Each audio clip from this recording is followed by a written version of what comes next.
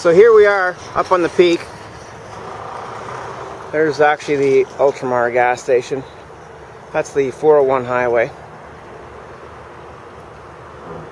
Kind of do a panoramic view over here. There's the old farm field. Corn's growing in nicely. Don't know where the bloke went to, but down there somewhere. There's some buildings. There's some cars.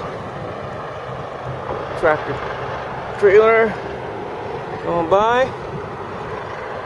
Kind of cool. There's how we've been getting up here because it's too steep to walk on. As you can see, there's Chris down there. And there's the madman Josh, hanging off the end like a lunatic that he is. Don't mind the faggy sunglasses, it's all I could find on short notice. So I'll let you know as the project goes along. Hopefully you're interested in this.